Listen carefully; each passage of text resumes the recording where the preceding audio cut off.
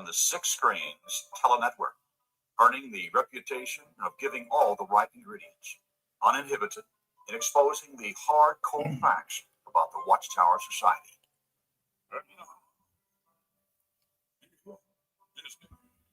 Well, hello, and there you all are, and thank you for coming into the Six Screens Telenetwork tonight. Well, you just heard from Angela and Dan and Constance, and we appreciate them coming in tonight and having their program on earlier. Well, we're gonna get into JW World News. My name's Rick Farron.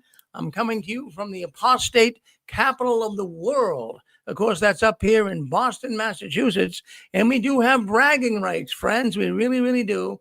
We, as I tell you every week, we had 350 apostates, criticizers of the Watchtower, opposers. They were all up here last August, August 1st, 2nd, 3rd. We had our first Jehovah's Witness convention, ex-Jehovah's Witness convention, I should say. So we really enjoyed ourselves. We had a great time, and I want to thank everyone that was able to make it up here. We all really got to meet new friends. We had a great time. And anytime there's a convention like that, folks, I would really say any ex-Jehovah's meetups or conventions in the future, by all means, see if you can make it. You'll really, really feel enlightened. Your day will you'll be walking around, hitting your head on the doorpost on the way out of the building. You'll be so happy. But anyways, a lot is happening in the world of the Watchtower. And, I don't have to tell you that. You guys know it. And what's really going on, folks, is there's a lot of things happening that a lot of PMOs are certainly finding out about. But those loyal Jehovah's Witnesses, the PMEs they call them, they're oblivious. They are oblivious to what's going on behind the curtains of the Watchtower. But, I love to report here every Saturday night. We've been doing it now for 20 years. And I have to really tell you that, and you've been hearing me say it right along, there's a lot of countries right now. I've counted now, we're up to about 14 different countries that are putting the Watchtower under the microscope. They really are. They're beginning to really realize that the Watchtower organization is very dangerous.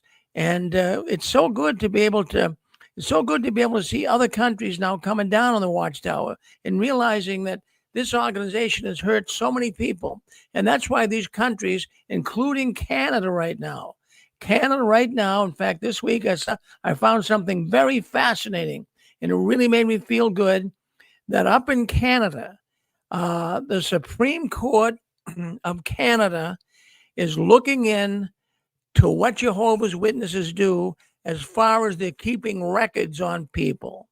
Now, if you're a witness, that in the congregation you belong to, they would keep records on you, and they would put everything in that record book, and you didn't really even have privy to see what was in there.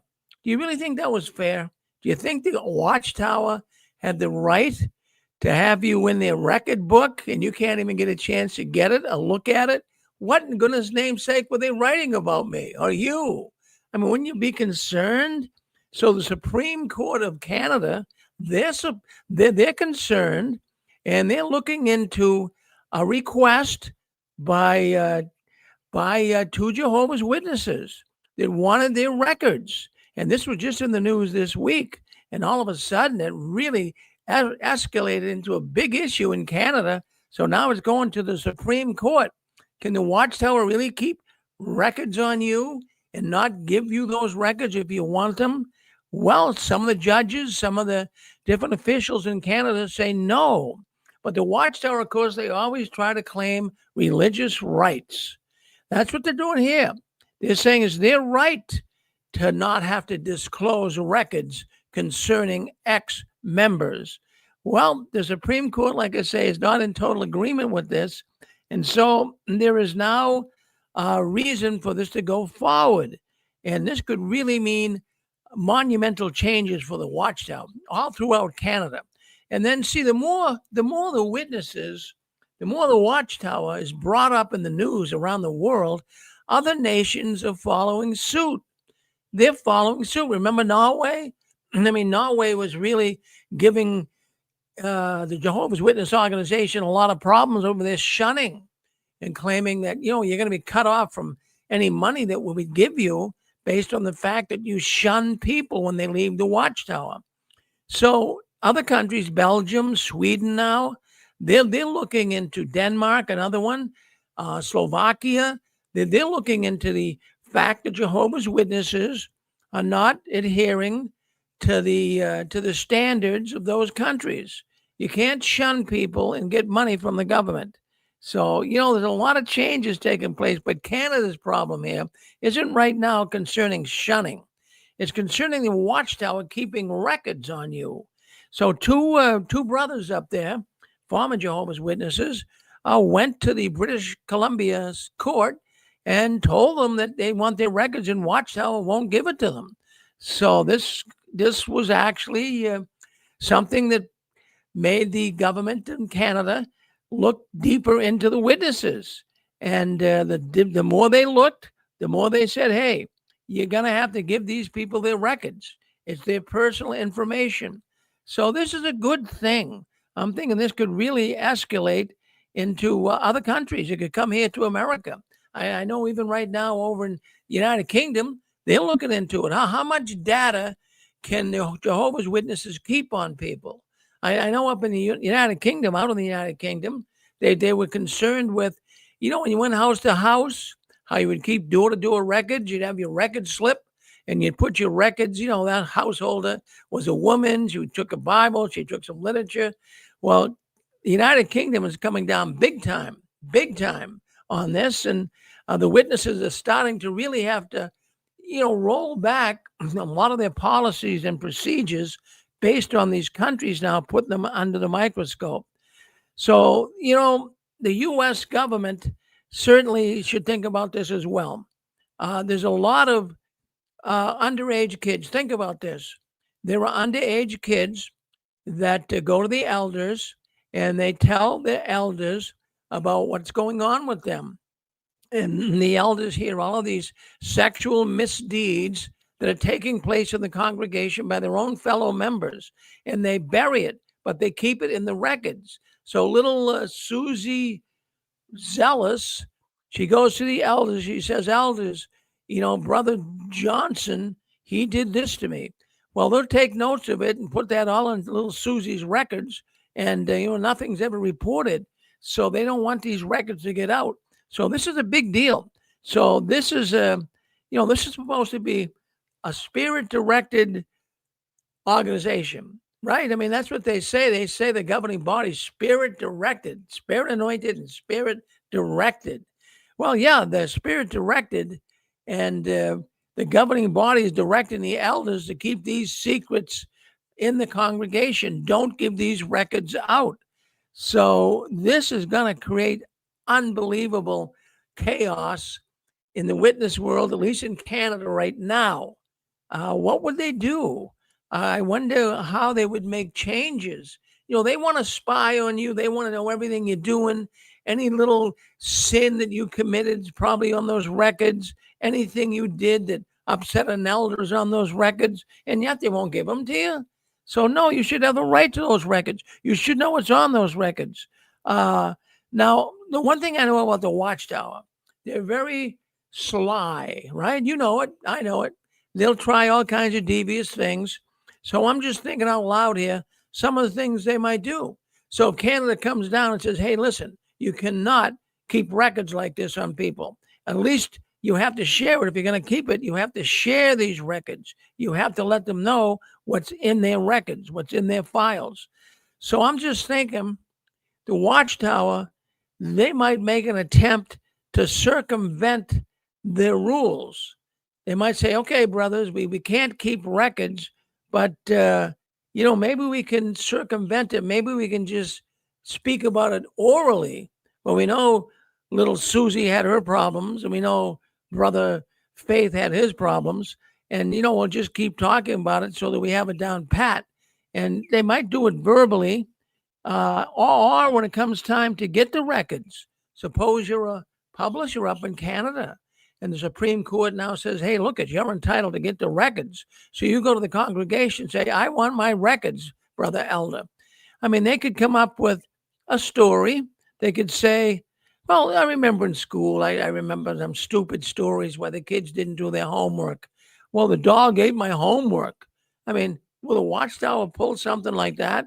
You go to get the records. Oh, I'm sorry. The records are lost. We can't find them. They could pull that deal too. And, they're not going to be hauled into court on that. We just simply can't find your records, brother. I think they sent them to another congregation. They could pull the game like that.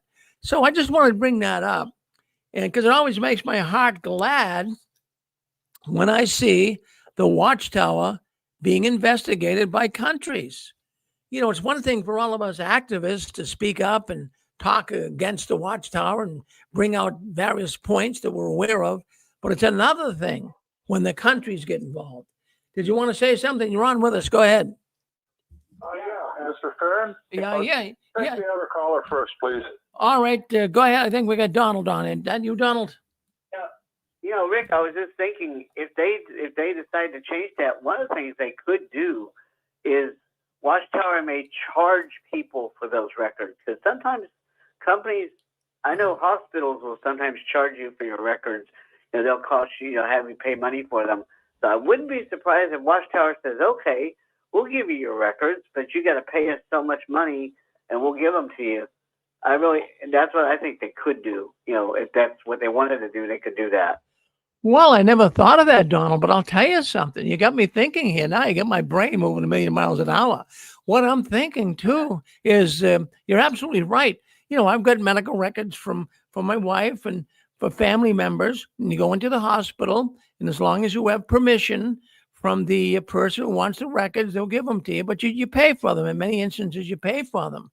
And so I can understand that, you couldn't go into the Kingdom Hall that I go to and get my records. But don't you think that the publisher who is in that hall has a right to their records, Donald?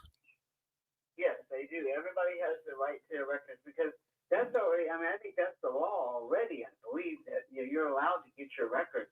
So why is Watchtower breaking that law? Because everybody in a free country like the U.S. and Canada has the right to their information because it is their information.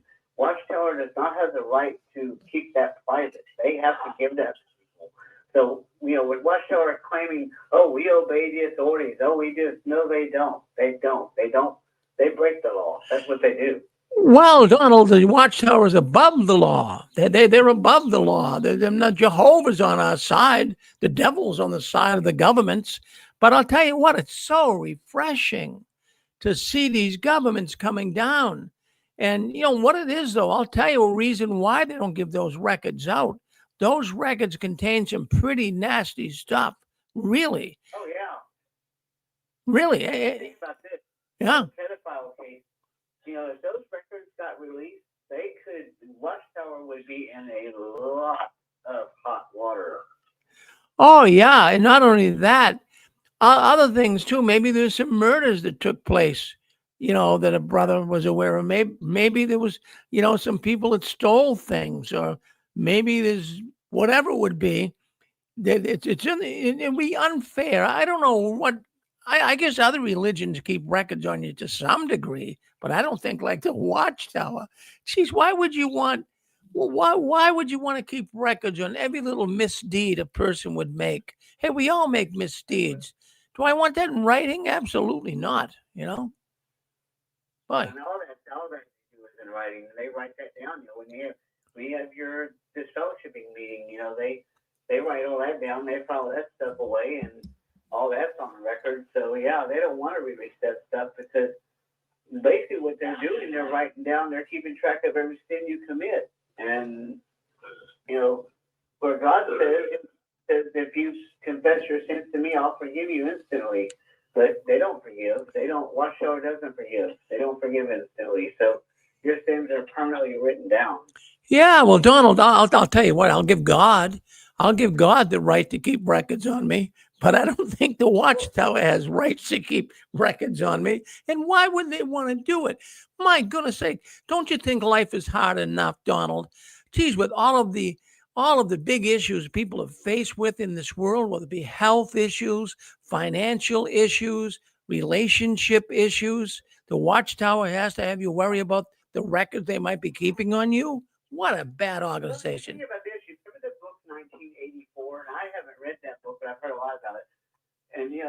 Watchtower kind of reminds me of that book that they're like government surveillance. They keep track of you, they watch you, they have people snitch on you, and then they write it all down and put it in a file. And so, yeah, I think, in some cases, I think Watchtower is worse than what the governments are. Oh, they're brutal. Well, thank you, Donald, for your comments. Let's go up to You're welcome. the Upper Peninsula of Michigan. Good man, Ken. Hello, Ken. Yeah, good evening, Mr. Fern. Thank you for taking my call here.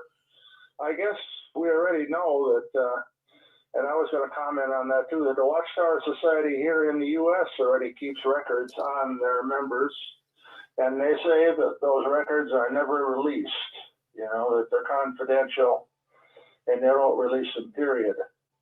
As a matter of fact, when I was a representative for a friend of mine, when we went to the meetings and all that, they said point blank too that, yeah, we got records, but you're not going to get them.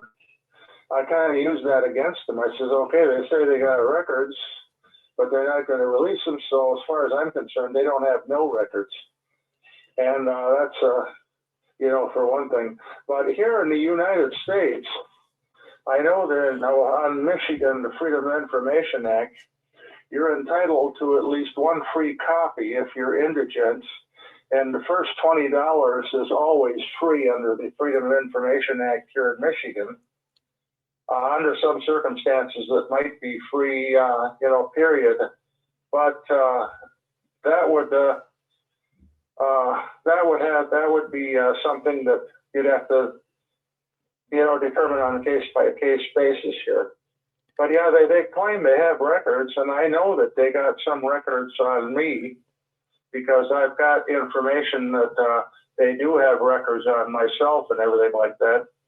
But yeah, that's a violation because, most churches, they will give you your records like baptismal certificates and everything like that.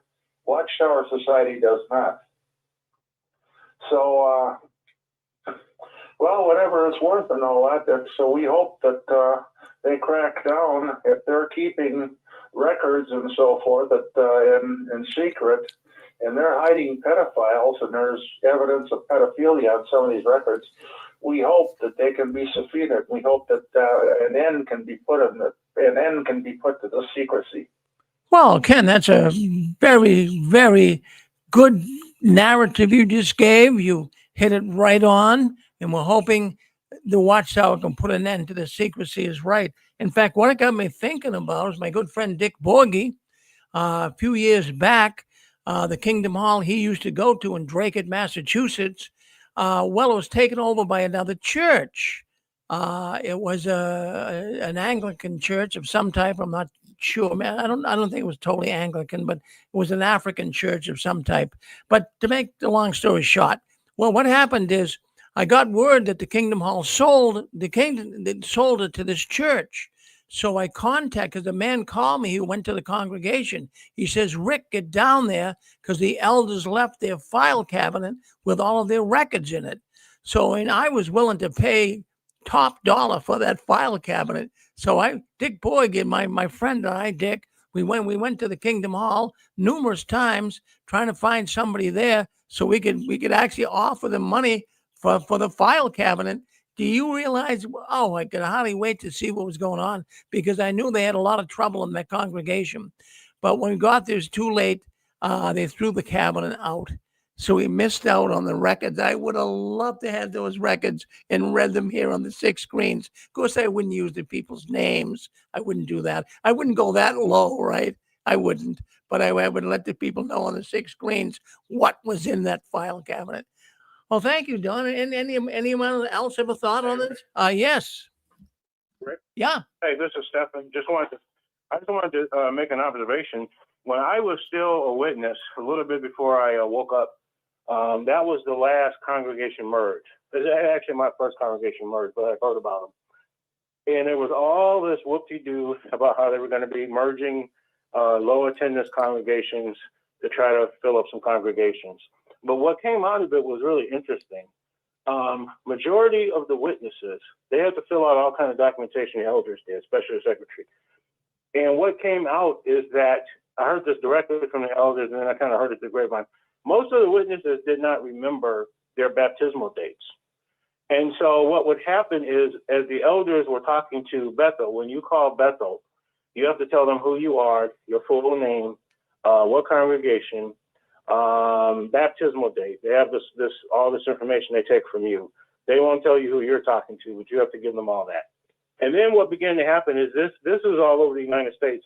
Nobody was actually documenting when people were getting baptized. So the elders would call Bethel. Bethel did not have that information.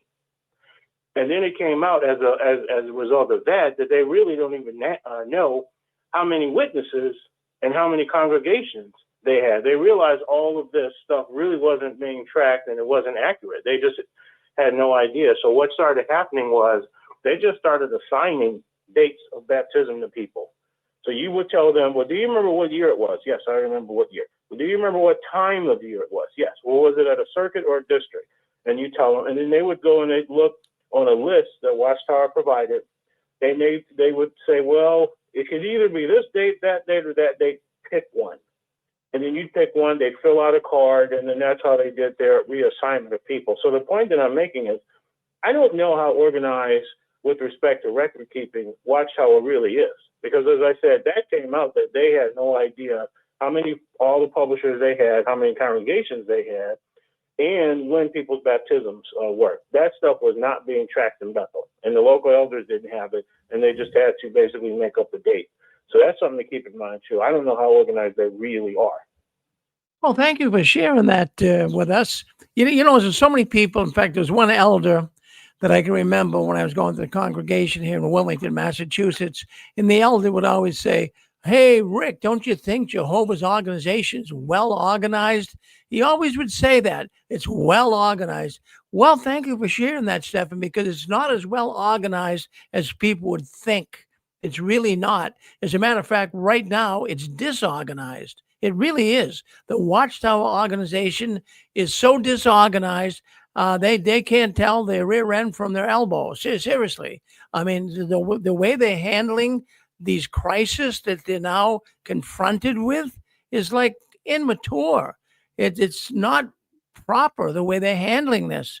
And I don't know what's going to come about with this inquiry up there in Canada. Let's just hope that Canada says, hey, give the people their records. But the Watchtower is probably going to destroy them, or something happened. They'll make up an excuse. They're above the law. They can think they can get away with all this. We'll see what happens. Well, that's fascinating to me. I'll tell you what. Wouldn't you like to know what's on your records? I'll tell you what. I would love to know what they had on me. I really would. Well, Rick's an apostate. Rick protested in front of the Kingdom Hall. I would love to see what they have on me. Boy, I'll tell you, I don't think that's fair. I don't think it's. Should anybody keep records on you? You know, really. Well, what gives the Watchtower the right to know every little sin that you committed, to know every little error that you made, every little remark that you made, if it had some negative connotation? Maybe they have on your records things like, he's not too spiritual. He doesn't know the Bible scriptures. Maybe, he looks at girls the wrong way, or whatever. Would you want to have someone have records keeping every little detail of your life? I wouldn't want it, but I guess the loyal witnesses don't mind. I guess they don't mind. And we'll see what happens. Hopefully Canada can put an end to the record keeping of the Jehovah's Witnesses up in Canada. Hey, let's move on. Let's talk about this. Now, this week was a big week. I mean, all over the news. If you watch Fox, NBC, CBS, we all know the Epstein files have been released, and now they do have an okay to move forward to see who Epstein, and we know who he is, Jeffrey Epstein, the pedophile, the trafficker of sex, a bad person. He was, taking advantage of young women and doing all kinds of sexual misdeeds to them. He would take them to his island. He had an island, and he would take the girls there, and they would have all kinds of sexual activity with these young girls. Sex trafficking is what they call it. So, of course, we all know the story Some say he committed suicide, but the real story is he probably killed himself in jail. No one really knows, or someone probably killed him, either committed suicide or someone killed him. Probably, I think it was someone killed him, right? Because they didn't want these files to get out. So the files did come out this week, but I'm laying in bed the other night. I'm thinking, wait a minute. Where have I heard about all the pedophilia and all of the sexual predatory type stuff? I hear it in the Watchtower. I go through this news every week. The Watchtower, they're a sex perverted organization. And now I'm thinking, is there any connection? Is there any connection with Jeffrey Epstein and the files that have been released? Well, only time will tell. Slowly, names are being revealed, and we might be surprised. Some of these names might shock some people. But I was wondering, will any of the governing body, any officials of the Watchtower, will they be in the files? So I don't know who to ask. I mean, all the files haven't been released. So I asked AI. I asked artificial intelligence. I asked Gemini on Google. Are there any Jehovah's Witnesses that Watchtower that has come up in the Epstein files? Is there any information how Epstein might have been connected with the Watchtower of the Jehovah's Witnesses? Now, when I say the Epstein files, this is what AI came back with. So I'm reading it verbatim. The Epstein files, it refers to a large collection of documents from the criminal cases and civil lawsuits against Jeffrey Epstein and his associates. All right, so AI tells us what it is, but I already know what it was, but I'm glad they told me. It says the materials which have been partially released in redacted form include. So they evidently released some material, but they redacted, they pulled some of it back for the time being. So what is in these files? AI is saying contacts and associates of Jeffrey Epstein, names of prominent individuals, including politicians, celebrities, business executives who were Epstein's social and they were in his social and financial circles. Okay. Well, I mean, Epstein was a billionaire, and a lot of the people that he chummed around with were billionaires. Now, I'm thinking maybe the Watchtower didn't quite meet the criteria Epstein's friends had to have, but nonetheless, they did have money. I mean, Watchtower officials do have money, so it's hard to really know. But listen to what our AI says. Now, it says here that some of the high-profile individuals referenced in the release of these documents and flight logs, they went through a lot of information to get the right people here and see who was included in Epstein's circle of friends. They include Bill Clinton, Donald Trump, Prince Andrew, and others like Woody Allen and billionaire Leon Black. But just being named now, does not imply complicity in these crimes. So we can't say that, okay, Donald Trump and Prince Andrew and Bill Clinton were friends of Jeffrey Epstein, so they must have done the crime. Well, we can't say that. We can't. Let's wait for more records to come out. But anyways, what I found interesting, Gemini or the AI said that court documents, transcripts, and other exhibits from lawsuits showing what went on with Epstein and this Chris Lane, I guess it is, Chris Lane Maxwell. We know who she was. She was Jeffrey Epstein's girlfriend, and she was the one that was responsible for recruiting these young girls to come and have sexual relations with these old men, these pedophiles. So, but then it does say the Watchtower Bible and Tract Society of Pennsylvania is in main legal entity. That's their name. They're saying that's their entity worldwide. Watchtower Bible Tract Society of Pennsylvania. Now it says here that it was originally founded by Charles Taze Russell, as we all know. They go into real explanation here, but I'll get to the bottom line. It says that the search for Watchtower and Jeffrey Epstein, they show no overlapping or connection between the two organizations. So we can rule out here that Watchtower is not to be found in the Epstein files. Now I said, okay, that's Watchtower. So let me put Jehovah's Witnesses into AI. See if anything shows up different. So when I put Jehovah's Witnesses in the Epstein files, similar stuff came up. I got a little bit excited there for a while, but it says there's no public evidence of Jehovah's Witnesses. But I do like what AI did say. The connection between the two organizations appears to be an association based on the serious nature of abuse and existence of large private document collections in both contexts, but they have separate issues. So in essence, what AI is saying, even though Watchtower and Jehovah's Witnesses aren't mentioned in the files, it says Jehovah's Witnesses do have an existing kind of a related problem that Jeffrey Epstein is faced with. And that is, of course, hiding and covering up child sex abuse and sex trafficking. So it did acknowledge that. So what's the bottom line here? I really wonder if some of the Watchtower members, even though they're not listed here, I mean, it's not all conclusive at this point, if any of them were engaged with Jeffrey Epstein. Now, there seems to be, and when you stop and think about it, Jehovah's Witnesses, for some reason, many of them, they get roped into these shadier sides of the world. That is the Jehovah's Witnesses and even ex-witnesses. A lot of them get involved in the music and entertainment industry.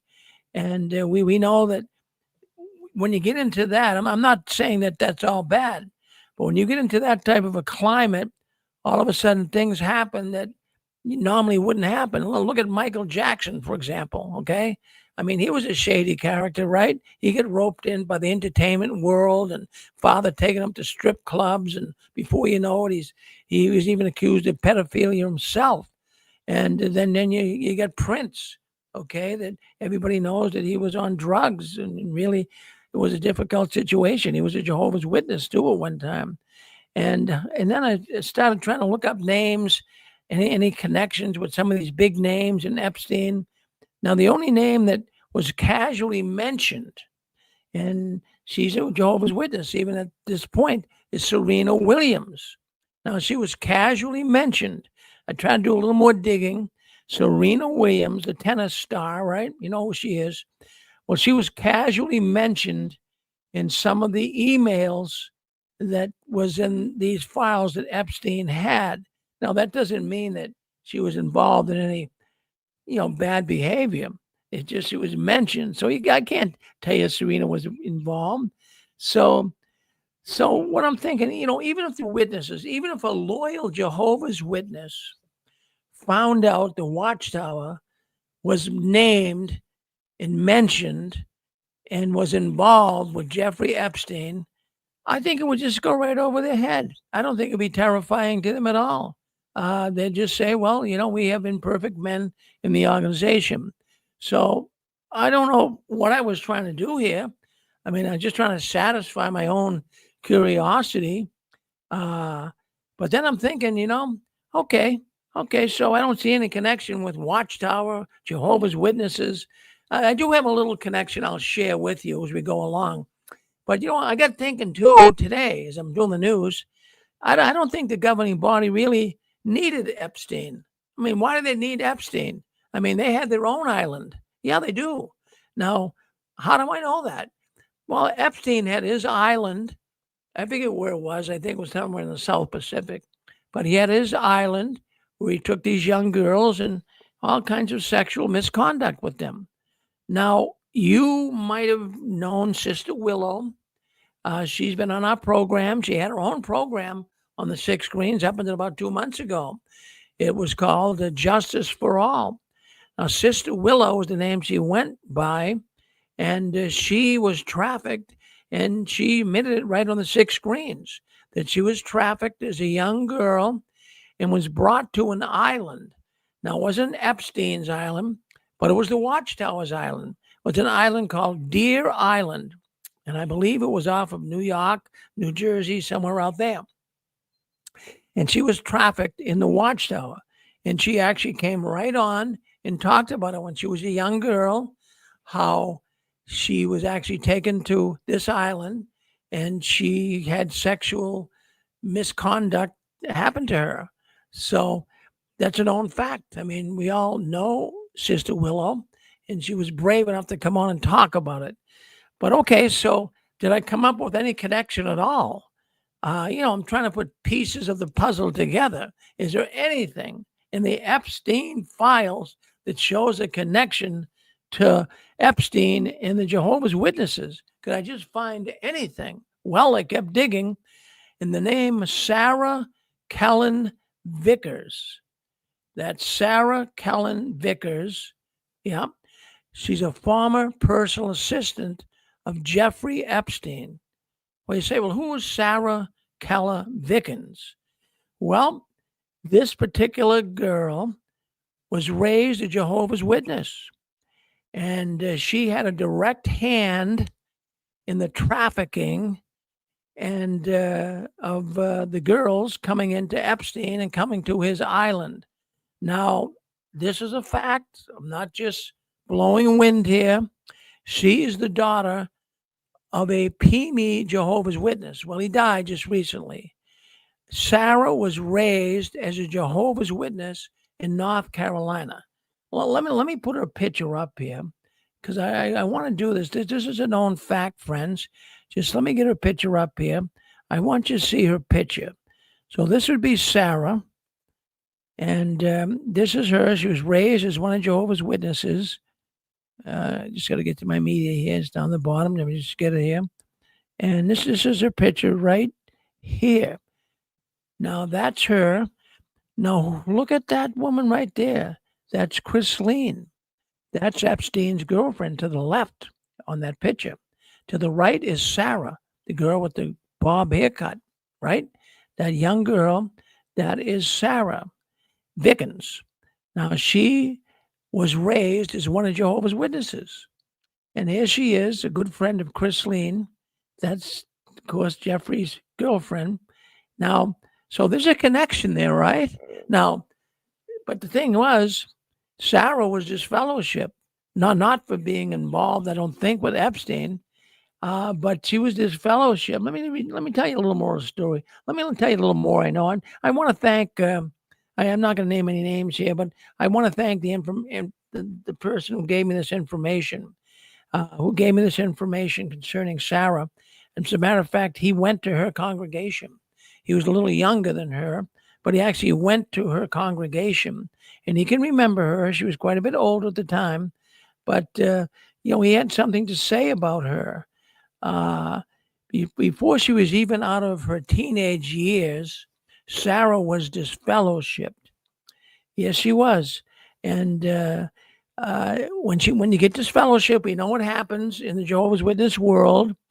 You become shunned. You become estranged by her family. She got involved with Epstein and Maxwell, Chrisleen Maxwell. And you say, well, what possessed her to do this? I mean, it's unfathomable. It's almost impossible to understand. How can a young girl get involved in sex trafficking?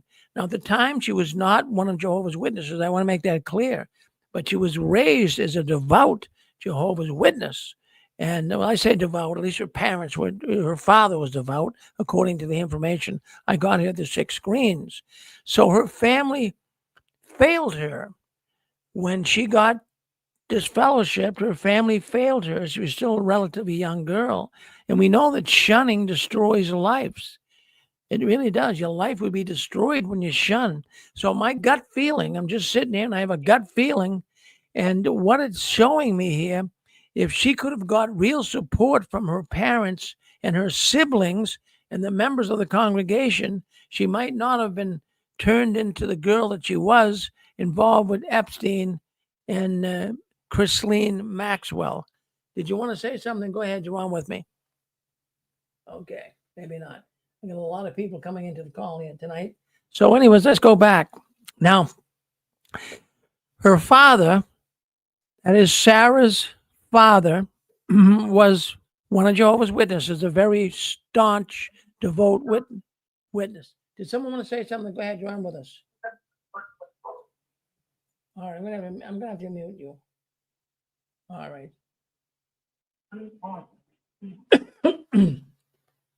Let me just mute this person. They're coming in the phone. It's messing us up.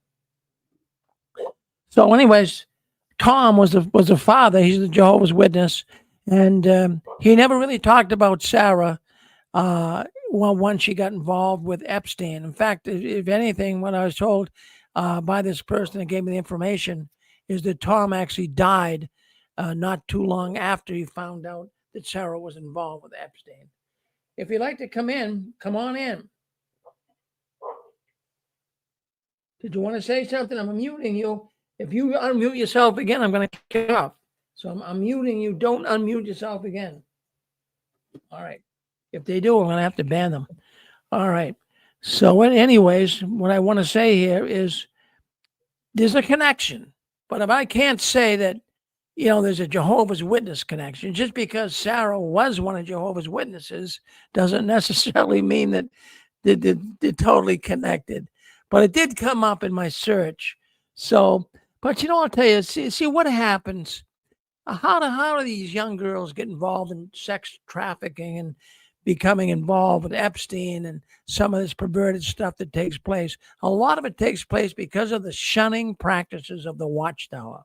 A lot of it takes place because they're left homeless. They don't know what to do. Somebody meets them in the street. Hey, come and do this, come and do that, and they get sucked right into it. So it's something that I found very fascinating. In fact, I'm going to show you something else here. She wrote a book.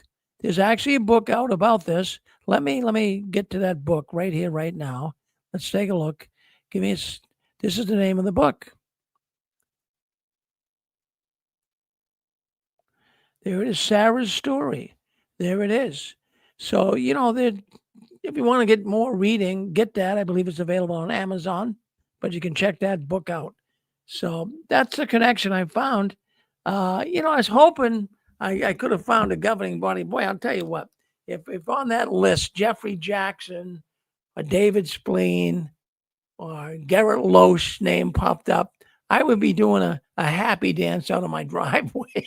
I mean, I'm not trying to be cruel here, friends, but the Watchtower is very cruel, very cruel. And when I think about it, they did exactly the same thing that Epstein is doing. In fact, I'll tell you what, that's why these files we were just talking about earlier, they're filled with all kinds of sexual problems in the congregation. They do not want those files out. And boy, look at how hard it even was for the government to get the Epstein files out. And let's hope that all of these files can show really the bad people. And these people deserve to be prosecuted, and hopefully they will be. Any thoughts at all? Go ahead, hit *6. Come on in. Talk to us about it. Were you thinking that this week? Were you thinking that maybe the Epstein files would have some Jehovah's Witness names in there? What do you think?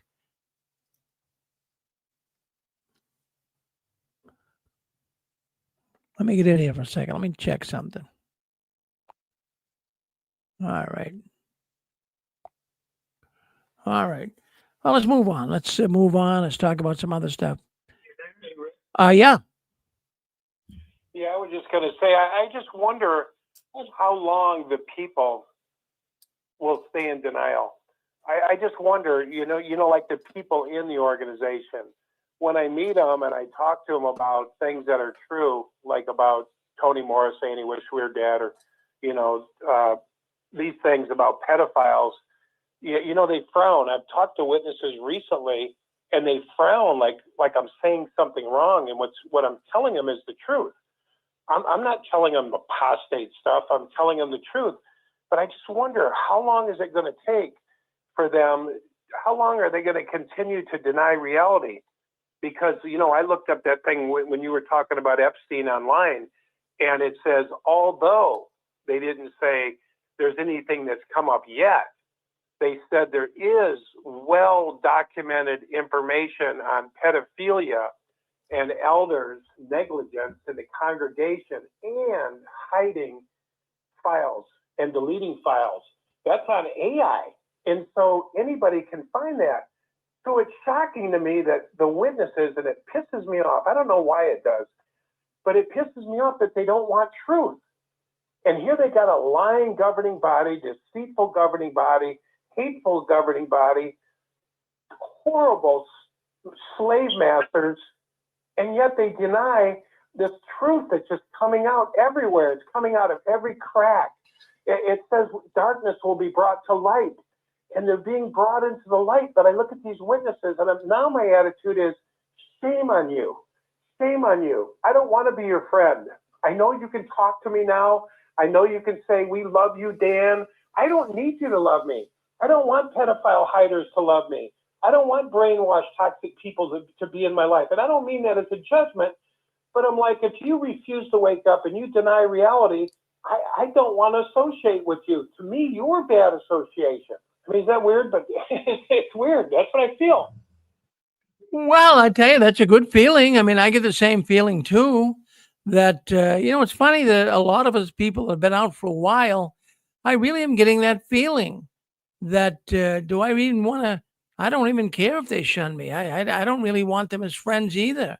I mean, really, why would I want them for friends if they're going to just go along with everything the Watchtower says?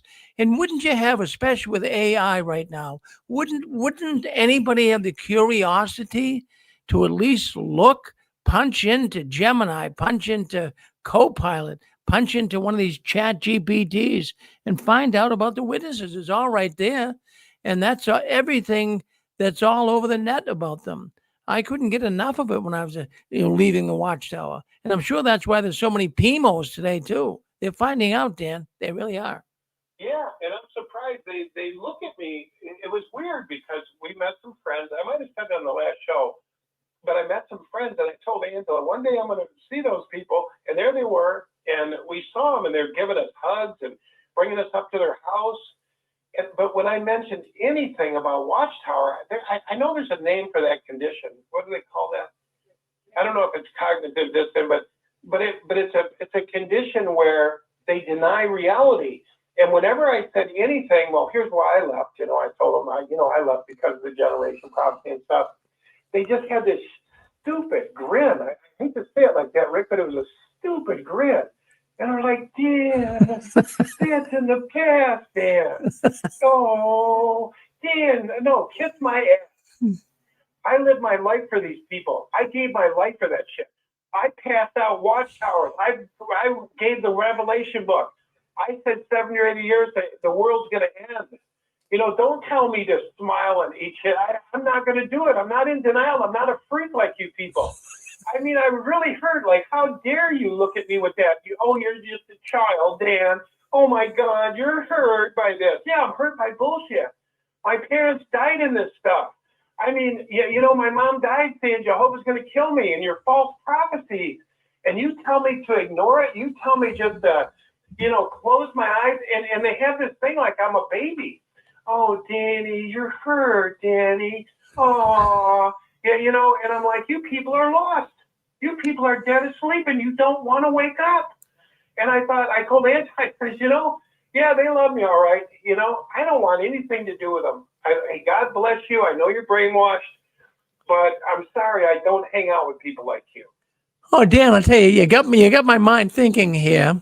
Recently, I won't say who, but I had some very close relatives who are staunch, devout Jehovah's Witnesses speak with me. Now, oh yeah, no, I have. In fact, just in the last month. And it's really shocking me. But I got thinking, now that they have relaxed the rules a little bit, the Watchtower now says that, in fact, even in one of the latest videos within the last month, they had a little video on jw.org that showed a man talking to his wife and saying, it sure is nice that we can show kindness and lovingness to people that have left the organization. And how would we ever expect them to come back if we treated them terrible? So they're changing their direction. So what it was within the last month, I had two close relatives who are Jehovah's Witnesses talk with me that haven't talked to me, one of them in 20 years. So I'm saying now, is this person who is a close relative of mine, is she talking to me because the Watchtower now says you can do that? Or is she talking to me because she really loves me? I'm having a hard time with that. So Me too. like you just mentioned, a very similar situation. So this video on jw.org was really disturbing to me, because don't the witnesses pick up on this? Don't they know that they have been told to, treat us like the scum of the earth, treat us like agents of Satan, the devil? And now they're talking to us. It really blew my mind. But are they talking to? Yeah, it's crazy. But you know what, Rick? Also, they're probably doing it. I'm not saying that she's not honest, but you kind of have to look at it this way. This kindness that she's showing, probably, and I'm not saying it is, but it could be that that's their way to try to get you back into the organization, because I think they're going to use that to try to get people back in. Yeah. And I want to say, I don't hate these people. I've longed to see them for years, but what I don't like is I will be a friend of yours. I will have a relationship with you. I will get to know you, but I want to have a conversation with you. I want to tell you why I left, and I want you to agree with me that they lied. Have a normal conversation with me, and we can be a friend. But if you're a brainwashed, if your brains are fried, and you're gone, and you're not there, I don't want to talk to you. I don't like mental illness. I don't like that stuff. And I'm not saying this against them. I'm saying, Rick, I love these people. I've known them. I don't even hate them today. But because they're so brainwashed, it was like, ooh, yuck, And this love isn't real. It's manufactured by governing body. You can love them now. Oh, we can? Yeah, we can love Danny now? Yeah. And it's ridiculous. So they're going to throw this phony love, this little bitty leash that the governing body gave them, and gave them a little more room to run and play around like a dog leash. They let them run out another foot, and then they reel them back. I don't want no part of that fake. If you want to talk to me about why I left, false prophecies, if you want to talk about, the things going on in there, and you can be real, I will have a conversation with you, and I will be a friend. But they showed me, man, don't say one thing about my papa, which is governing body. Is their papa, is their Lord, is their mediator. It's everything to them. And so I'm like, okay, then we're done. And I said farewell to him. I said goodbye. And I probably won't talk to him again. I don't like it. It's toxic. Oh, yeah. But a while back was mentioned on here on the 6 screens a while back, not too long ago, that Watchtower is involved in the interfaith movement. They don't let people know about it, but they are. And the interfaith movement is making them change stuff too, because they don't want to be denied anything. So, they're in with the interfaith movement, trying to make all these changes and trying to blend in with all these other religions that they claim are false, but yet they're doing it behind the scenes. So, I think all this love stuff that's coming out now, I'm not saying everybody is faking it, but there's probably a lot of people that are faking it. Yeah. Well, I'll tell you what, in fact, even this relative of mine, I've talked to her twice in the last month. And I really couldn't believe it. Now, I haven't really talked to her really for 20 years. And, she's saying to me, I love you, Ricky. I love you. They call me Ricky. Oh. So I'm scratching my head. I'm saying, wait a minute.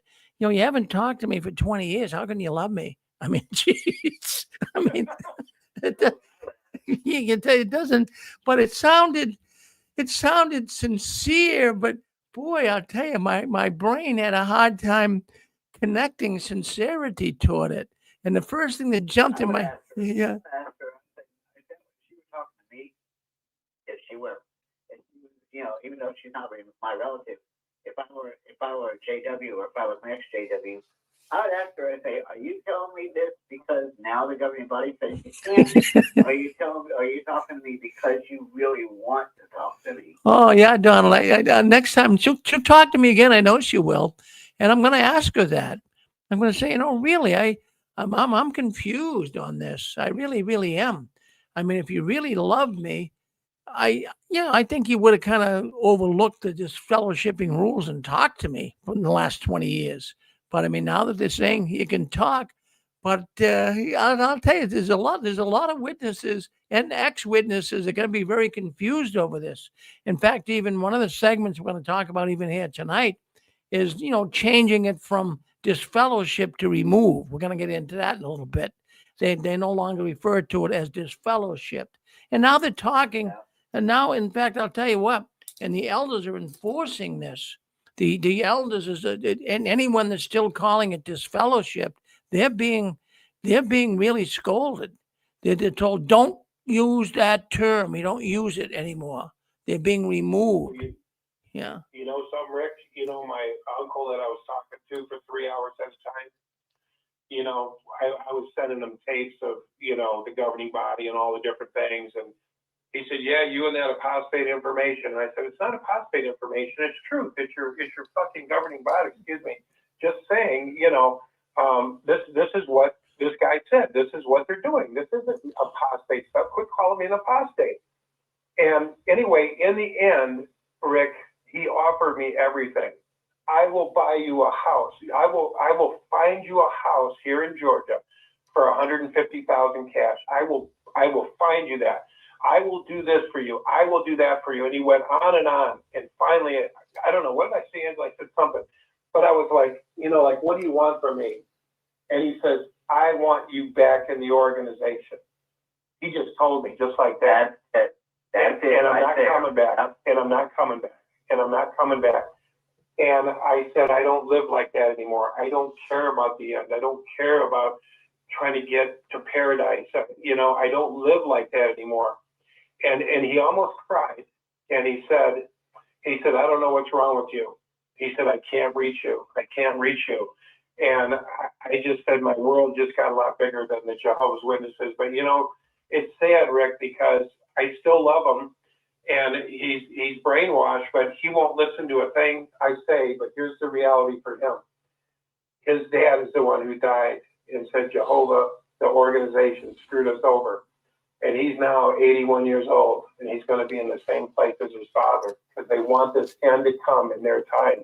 And I told him, have you read the new Watchtower that said the Watchtower that Jehovah's the end might not come in your time? And you know what he said? Would you quit listening to that apostate literature? I said, it's in your own magazine. It's in the magazine. It says it. The end may not come in our time. You're an apostate through and through. Okay, we're done. Goodbye, fake. Goodbye. I want real love. Real love would move me. Real love will move anybody. Fake love, you can see right through it, especially when you've been through what we've been through. And I said this to him. I said, do you think it was right that Jehovah tells you to not talk to me for 45 years? I was up to your knees when you knew me. And I said, now you got gray hair and you're old and I'm older. I said, do you think it was right now that Jehovah tells you now you can talk to me? You got to quit listening to that apostate literature, And so nothing I can do, Rick, What can you do, Oh, Dan, that's the whole thing. I stay awake at night, really, sometimes just laying in bed. And I've said it here a million times on the 6 screens. What is the glue? And I mentioned even last week, Dan, if we have a product to sell, no matter what it would be, the purchaser of the product has got to benefit. Can you tell me how anyone who buys into the Watchtower product is benefiting? They're going to have someone control your life, take your money, keep all kinds of nasty records on you, and you like this? I mean, If you're going to go out and buy a Chevrolet, and the car salesman, gives you a good reason you're going to benefit by buying this car, it's fine. But even us, when we went out door to door, how in goodness name's sake, as a householder or someone who buys into the Watchtower product, how are they going to benefit? Maybe years ago to some degree, but there's no benefit at all now. Nothing, zero. Nothing. It's been a phony investment, and people have given their whole life, all of their recreation, all of their time, and with nothing to show. And now, like we said, Connie even mentioned tonight, there's not even the carrot anymore of Paradise Tomorrow. They've even pulled that out. Oh, it's just absolutely but I'll tell you what, Dan, and it's almost factual. Now I can't report it as factual, but I believe we're very close to it. You know that there's like 4 million PMOs. Surveys have been taken. There's 4 million, that is Jehovah's Witnesses, that are just going through the motions in a perfunctory fashion. In other words, they don't believe it, but they know darn well the ramifications that will come to them if they leave. So they're just going through the motions and believing, making believe they believe it. And they don't mentally believe it, but they have to stay in. But I mean, that's an organization ready to explode. You can't have half of the organization in PMO mode. Something's gonna. I'm proud of the PMOs. I'm proud of them because, when I left, I followed the protocol and wrote my letter and put it in the mailbox and let them do all their rigmarole. I'm more proud, I think, of the PMOs because they're not playing that game. They know how to be physically in and mentally out. And I mean, there's got to be some enjoyment in that because they know what's going to happen if they come out. They know they're going to be cut off. They know they're going to be abandoned. They know they're going to be out on their own. And they're using great wisdom. They're using great wisdom to be able to operate in two worlds, to be able to be physically in and mentally out. I'm so proud of them. And there's so many. That's amazing. And like you said, Rick, one day it's all going to come to a head like a big break in a dam. And it's just going to come. I don't know what it's going to be, Epstein. I don't know what it's going to be, but it's getting hotter and hotter. And Witnesses has had this clean slate for so many years.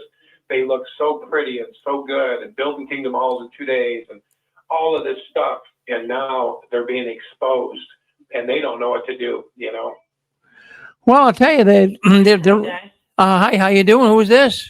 Hi, this is Stephanie, Sister Willow. Oh, hi, Stephanie. How you doing? Yeah, yes. How you doing, Rick? Good. Thank you, Steph. Good. Yeah, I've been kind of shifting gears here a little bit, but I thought I'd chime in tonight, see what y'all were talking about. And I can't help but put my 2 cents in here when we talk about, what's the stranglehold. And Dan, you made a good point about the PMOs, how they, have 1 foot in and 1 foot out, how they mentally have to have these 2 separate identities. And that's actually a product of MK Ultra, which I do believe Watchtower was targeted by the the controllers of the world, if you will, for MK Ultra purposes. But we can use the brokenness that they broke each and every one of us, and we can use that brokenness to our advantage now as a weapon. And since they're welcoming these conversations with former members and even in some instances, those of us that might be identified as apostates, that's amazing, Rick, that you had people call you as vocal of an advocate as you are on the harmfulness of the Watchtower. But it does give us an opportunity to maybe break the code. And Dan said it so eloquently when he said, it's all about love. If they can sense the genuineness and the genuine love from our side, maybe we'll be able to capture some of these souls that you know, for lack of a better way of saying it, the demons have captured by their control mechanisms of these cults. And a lot of the cults, and you'll find, you know, there's this Islamic movement happening all across the world and taking a stranglehold on America, come out of the Catskills, New York, which maybe you've also heard of the burned out district, but that's where, you know, the Mormons, the Moonies, even the founding roots of Watchtower come up out of that area. And I don't find it too strange that Patterson Farms isn't too far from there. So I think we're going to be hearing a lot more about these cults in the near future, not just Watchtower. Well, Stephanie, in fact, I'm glad you came on. I was just talking about you about 15 minutes ago, and I was trying to bring the Epstein files into the witness world and any mentions of Jehovah's Witnesses or Watchtower. And of course, AI doesn't have anything on them yet. There was one woman that was involved. She raised a Jehovah's Witness, but she left and got involved with the Epstein people. In fact, she became a recruiter, I guess, evidently with Epstein. Sarah. Yes, Sarah, right. So you're aware of that. So I did mention Sister Willow. I mentioned Sister Willow had a program on here, and she, you know, the Watchtower might not have to have been involved with Epstein. They have their own little sex trafficking ring going on, and very similar things to what Epstein was doing. And you know, the sad part about it, though, and even when you had the program, people still have a hard time with the sex trafficking. They do. And the reason I'm glad you really brought light to it, you and Brian, your husband, I'm glad you brought light to it. More and more people, now that these Epstein files are out, they're seeing this is real stuff. A lot of people wanted to shove it in the background and not even pay attention to it. I think people were making this stuff up. But now that this Epstein files are being released, that's going to help your movement, Stephanie. It really will. Do you feel that way? Yeah, it's all of our movement. And in fact, Kenny Brooks, she did a video recently in the last few weeks. I can't remember exactly when it was, but some kind of update on the investigation. It would have been the early part of November. But she started it off with the legal definition of human trafficking. And that's the thing. If you know, sometimes because we aren't versed in these things, we don't know what we don't know until you go and you actually, you know, look at the verbiage of things. There was a lot of human trafficking going on in Watchtower, not just sex trafficking, involuntary labor, coercion. So yeah, these enterprises, they do know how to operate under the radar. Well, no doubt, no doubt. I mean, we're starting to see things as we move along in the world. We're seeing so many things that are now coming to light. And whether it's technology is catching up or whether people are just having a different feeling to it, you know, bringing some of these criminals to justice, they're not going to be getting away with this like they have in the past. And there's more and more. In fact, I was thinking of you the other night when I was watching the news, and they had these ladies come on that when they were younger, similar things happened to them that happened to you in the Watchtower, and they were speaking about it, and they were so happy. They were so happy that all of this is now coming out. So, you know, there's starting to be more of a trend now where people are going to take this as this is happening, friends. This is not some movie somebody made up. This is real stuff, you know. Yeah, history happens in cycles, you know, so each turning we see the same events unfolding in a new way. 2 turnings ago would have been the Civil War, you know, and that war was supposedly fought over slavery, but it was actually over the use of taxes, which if you parallel that to what's going on now, in today's political scene, it's easy to see the same players are, you know, in control and fighting with each other. But does anyone remember how there was a newspaper article that had come out about the Jehovah's Witnesses? It was either in Russia or Ukraine. I want to say it was Russia. They were found with stacks of money, guns. Like, doesn't that seem very out of place? I do remember that, Stephanie. Yes, I do. See, the Russian government, they look at Jehovah's Witnesses as an extreme terrorist organization. Now I know that, I'm not going to put them in the same category as ISIS. I'm not, but I mean the Russian government puts them in the terrorist category, and the way the Russian government feels about it is, when you shun people and you do all of these things that are totally against the government, then you're an extremist group. And I do remember that article that showed stacks of money and even guns that the witnesses had. Yeah, that were trying to. I don't know what they're trying to fight against, but the Russian government uncovered a bunch of witnesses that had the money and the guns. Yeah. Yeah, it's interesting to see how things, I don't know, are rising here with the, rise of Islam. I saw in the news the other day how Dearborn, Michigan, the people are taken to the streets, and at what point do the minorities, their ideology affect the majority? So I do wonder. I wrote my book on the flag salute issue and the decay and demoralization of Americanism because of the Jehovah's Witnesses. And I do wonder what other ill effects they've had on American society as a whole. So it's going to be interesting to see things unfold here in the future, isn't it? Oh yeah. Now you say being investigated by countries, and America even looking into their practices. Canada now wondering about them keeping records on individuals. In fact, there's even a court case we mentioned at the outset of the news tonight.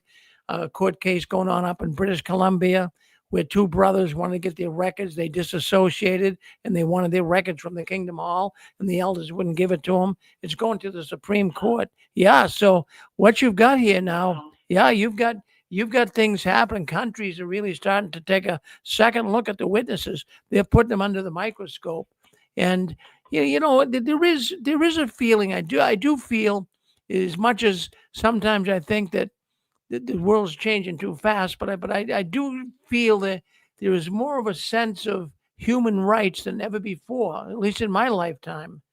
People are really focused on human rights. And now these countries are really starting to say, look at, we all have to have rights. I mean, human rights. And I'm so glad that at least there's some attention being given to that. And in the process of getting human rights, they gotta shake all the rats out of the system. They gotta get rid of the people that have been taking human rights away. So I do see a movement, good movement. Yep. Yeah, like him or not, I'm not here to take political sides because this isn't about right, left, Christian, non-Christian, Islam, not Islam.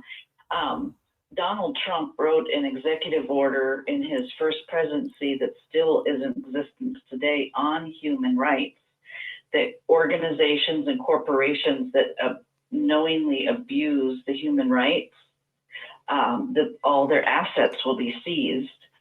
So I do wonder, it just makes you wonder what policies like that are put in play and how we might be able to use them to our advantage.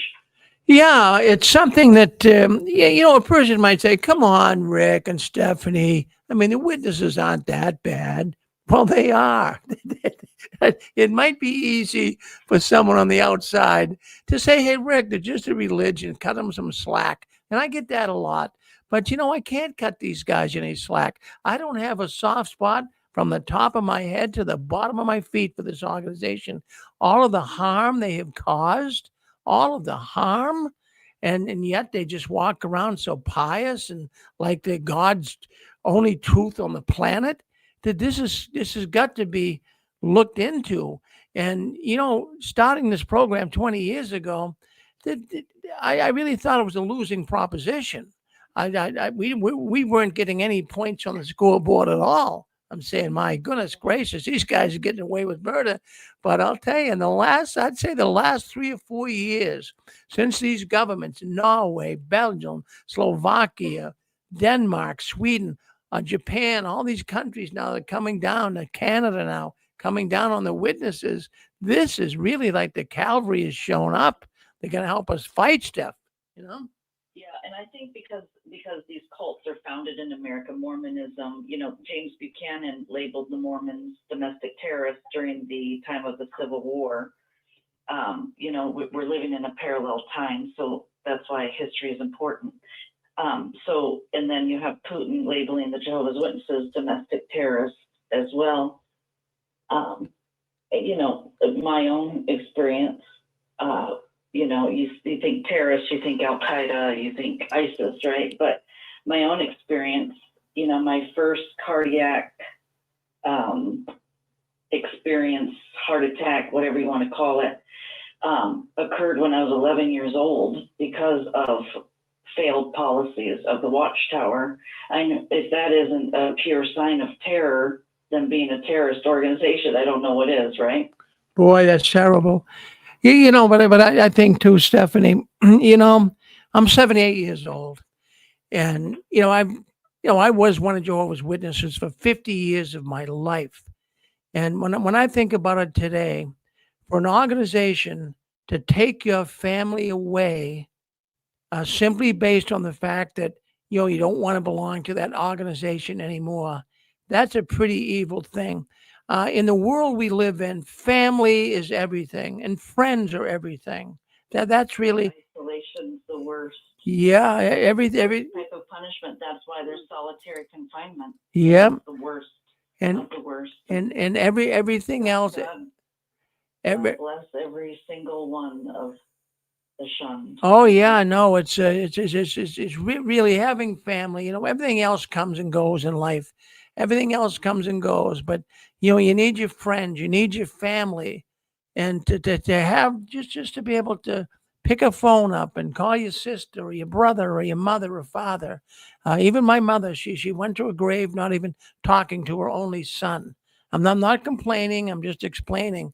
I mean, I believe it hurt her more than me because, you know, that's something I often think about too, that all of our relatives and friends that are shunning us, I think deep down they're hurting more than us that are being shunned. Absolutely. You know, that's Absolutely. gonna hurt, you know? Yes. We've taken part of ourselves back, and that's why we are being shunned. They still have those pieces lost to themselves, that inner strength. So, no, absolutely, they do hurt worse than we do. Yeah, I was just telling Dan, in fact, prior to you coming on, that in the last month I've had 2 Jehovah's Witness staunch witnesses, I mean, really loyal witnesses, talk to me. One that hasn't talked to me in 20 years. So at first I said, "Wow, this is amazing." But then I got thinking about it. I'm thinking, well, recently the Watchtower, they're saying that they had a little video I was saying on jw.org, and it was showing how you have to show kindness and lovingness toward these people who left the organization if we want to get them back. We can't be cruel to them. And so, anyways, I'm thinking, gee, are these people talking to me because the Watchtower said they now can talk, or do they really love me? It puts you in a crazy position, right? Crazy. Yeah, I think they're softening their Yeah. blow before they get labeled as Yeah. human rights abusers. Well, It was nice talking to you, Rick. Thank you for taking this time. well, Steph, anytime you come in, it's always good to hear from you. You're a straight-laced woman, and we all love you. And you say hello to Brian, okay? You say hello to Brian, okay? We love you guys too. Yeah, you guys have a great night. I'm gonna stay and just listen. Well, thank you, Stephanie. Yeah. So, what do you guys think? I mean, that's Stephanie. Hello? Yes, go ahead. Hey, Rick, this is Jesse Newman. Yes. Hey, that was a great call, Stephanie. I just wanted to, on the chat section, where people are commenting, have you noticed in social media, you know, and Stephanie alluded to that they want to clear things up before nations start seeing how they've treated their own. But something I noticed about the witnesses lately on social media, they used to have a couple of months ago and a couple of years ago this thing, The Best Life Ever. And lately on social media, I don't know if anybody's noticed it, a common theme that they're putting out is that in the world, people complain about Jehovah's Witnesses knocking on your door, you shouldn't complain about that. You should worry when they don't knock on your door. And I was just wondering if any of your listeners have seen that, because I've seen it about on the different websites on Facebook and other social media. This is a common thread that they're saying now, that you shouldn't be worried about them knocking on your door. You should be worried when they don't knock on your door. Have you heard anything like that? No, that's the first time I heard it, but you got something run through my head that, is just some type of a message the witnesses are putting out that, you're not going to get the message Armageddon's coming and you're not going to get it? I mean, you think that's what they're trying to do or what? Yeah, I don't think they're doing it like, there's nothing formal, nothing in writing. You know how sometimes there's this campaign, a whisper campaign, and I think a lot of witnesses are picking up on it. They think that they're hip and they're saying that and they're all repeating it. Just like in the 70s when we were kids about the Smurfs, it ran with it, or the Colgate, everybody ran with it. Everybody runs with these things. So, but what I was thinking, these witnesses, are they so low IQ that they just can't remember 2 to 3 years ago when they stopped because of COVID going door to door? Do they have no memory that they were preaching 1914 door to door? You got to question the IQ of the common Jehovah's Witness, our brothers and sisters who are still in. Are they so low IQ that they can't remember that just a couple of years ago they stopped the preaching door to door campaign? That sounds like an ad campaign to me in a way. Like maybe Yeah, they it got does. an extra in there to do a little Madison Avenue. Yes, but it's not a formal ad campaign. I think it's a little behind the scenes campaign, kind of like the best life ever. Yeah, that sounds like a spin for the product. Mm-hmm. That's what I caught too. But when you see it once, you start thinking about it. When you see it 2 or 3 times, you're saying, "Oh, is this a new ad that they're coming out with?" Yeah, a new spin. Yeah. I was just wondering. I wanted to throw that out there, see if anybody has caught up on it, because it's a slow ball. It's a slow hanging curveball. Even the Los Angeles Dodgers can hit it out of the park. Well, the first thing, Jesse, I thought of, like I mentioned, this might be another game, another way to get you thinking. Oh, the witness is not knocking on my door, and then of course they might be telling they might be telling the rank and file that that the householders that haven't listened, the door is going to be shut. I mean, I don't know what runs through their head, but they have think tanks, Jesse, and they sit and they talk, and how are we going to pull this over onto people's eyes? But that might be the way they're going to do it. Who knows? Real good. I'll bail out. Let somebody else in. Good. Thank you, Rick, for letting me on. Well, you're a very good man, Jesse. Don't you ever change. Yeah. So things are really gaining momentum in the Watchtower organization. We're hearing all kinds of things, and it's hard to really put your finger on exactly what's being said. But I wanted to bring this thought up about they're trying to really get rid of that word disfellowship. They're having a hard time doing it. They want to replace it, as we say, with removed. And it's surprising to me that they would want to do this, but I think they're doing it for legal reasons. I mean, disfellowship, when you think of the word disfellowship, it has the idea of being ostracized. If you say, you are disfellowship from this organization, it has that idea or that genre, you could say, of being ostracized. You're being ostracized from a group. You're now being shunned. You're now being hated. But removed, at least in my own way of thinking, it seems to have a different connotation. It really does. It doesn't seem to have that connotation that disfellowship has. I don't really associate ostracized or shunning with removed. So that's why I think they're changing it, because it doesn't have that connotation of being shunned or hated. And that's what's really getting some of these countries ticked off with the Watchtower. You've been disfellowship, you're being shunned, you're being ostracized. But by the Watchtower just changing it to removed, the countries might not associate removed with ostracized or hatred. Just my own thoughts on that. But most of the PMEs, those who are loyal Jehovah's Witnesses, they're still saying disfellowship. Now, it's hard to get something like that out of your head. I mean, for years they said disfellowship, disfellowship, disfellowship. Now they're talking about being removed. And some of the PMEs, those who are still loyal witnesses, I mean, super loyal witnesses, that they can't get it out of their head.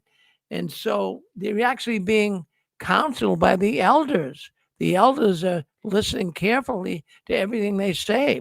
And if the rank and file says disfellowship, they'll correct them. No, we don't use that term anymore.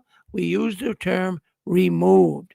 So this is something, I mean, they're really making a big deal out of this. And when somebody makes a big deal out of something, it means it's more than we see on the surface. I mean, why make a big deal out of it? But they are making a big deal out of it. So I believe it's strictly for legal reasons. And I really believe that they're going to continue to try to make the countries happy that are disgruntled right now with the Watchtower. So I wanted to bring that up. But another thing I wanted to bring up too that really caught my attention this week is Jehovah's Witness cart witnessing. We know it showed up at the Super Bowl. It shows up at soccer games, baseball games. It shows up wherever there's a crowd. So the latest place where now you can see Jehovah's Witness carts showing up is at the immigration office. Now, isn't that something? The immigration office. Now, the immigration offices around the country are usually in federal buildings. So, it's legal to do it. I'm not saying that Jehovah's Witnesses showing up at the immigration office is illegal, but I'm thinking my mind is going a couple different directions on this one. I mean, you want to be where the people are. So there's a lot of immigrants right now in the immigration office. So they're there to try to, witness to them. But on the other hand, is there an ulterior motive? Is the Jehovah's Witnesses showing up at the immigrant office because they know immigrants would be easy to recruit? I think you'll agree with me. I see it as an easy recruitment, but also, and this is my own reasoning on this, which I've mentioned in months past, kind of steer some of the new immigrants into this religion, into this Kingdom Hall, into this organization, because then they can be kind of kept track of, and they're kind of getting Americanized in a way, but not where they vote. You see what I'm saying? It's kind of like introduce them to parts of America, but not the whole dream kind of thing. Well, if I was a sales manager for the Jehovah's Witnesses and you're looking to make more sales, I would go where the fishing ground would be good. And the fishing ground. So look at it from the control perspective. Well, elaborate on that. What do you mean by the control perspective, Pixie? Well, you've got their language, you've got the literature in whatever their language might be. We have to give the witnesses credit there. They've got every language. And so it's a place where everybody that speaks whatever that language is can congregate, can have a social group.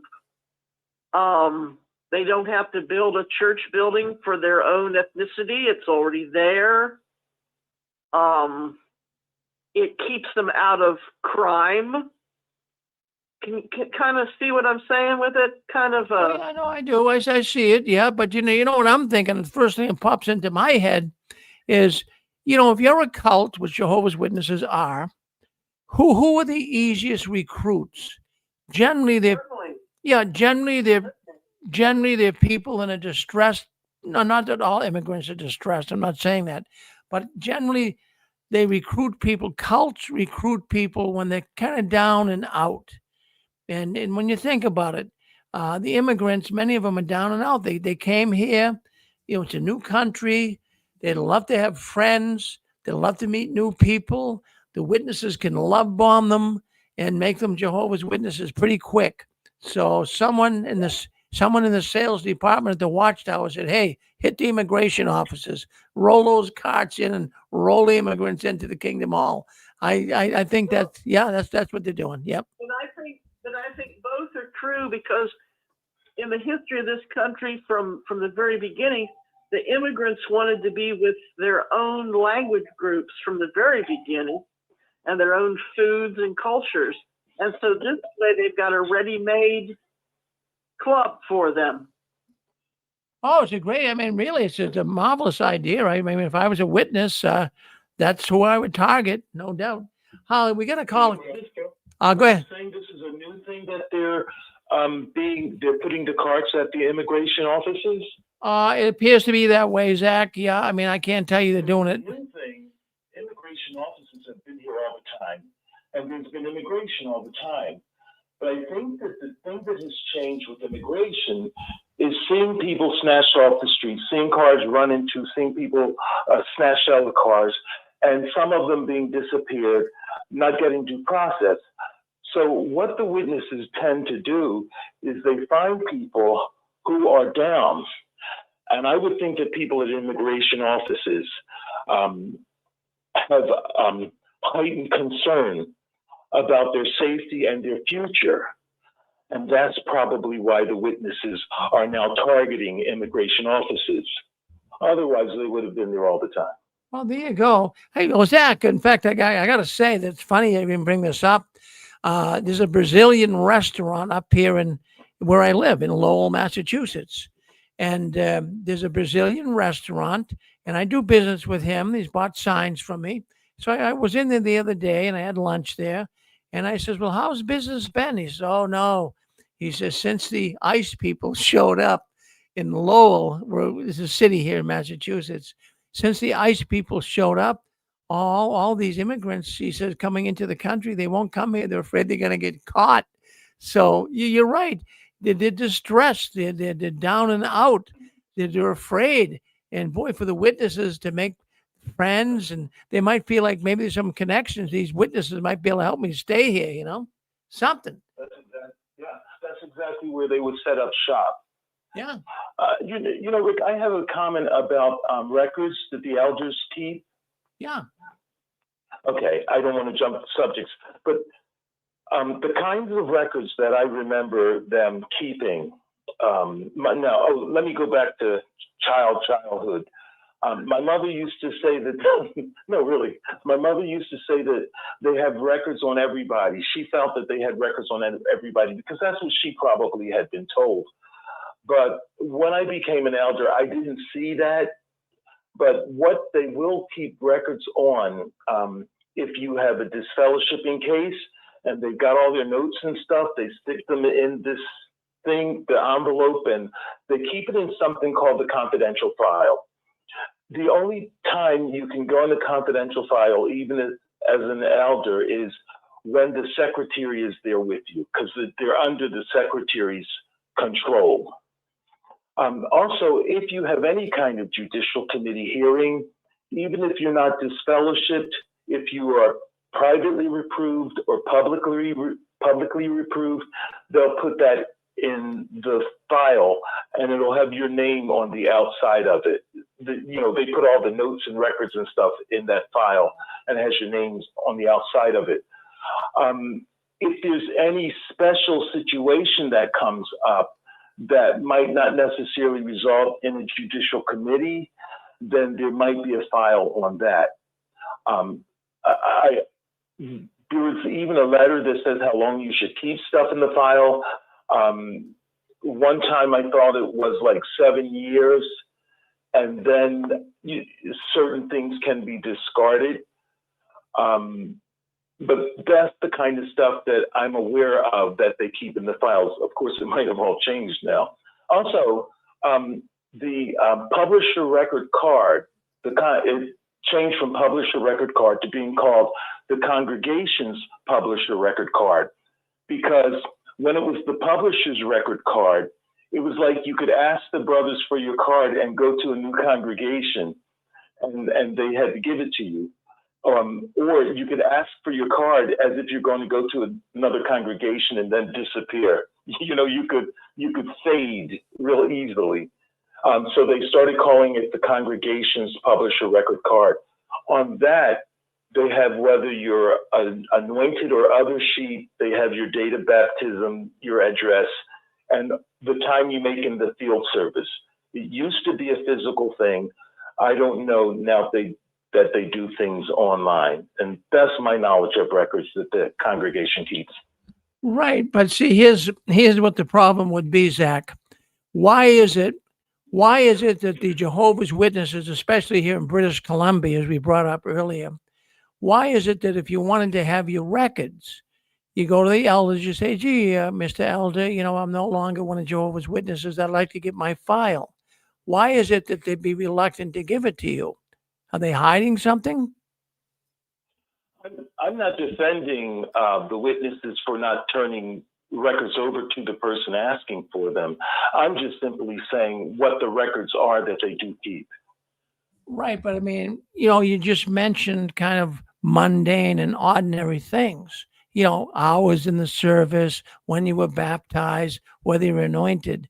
I mean, I wouldn't see where they would have a problem handing that over to someone, but you know what I mean? Yeah. Yeah, they used to pass them out during maybe a service meeting. I remember one time they passed them out, and I must not have been a publisher because I didn't get one. But my mother, you know, they passed her hers, and then they collected them. But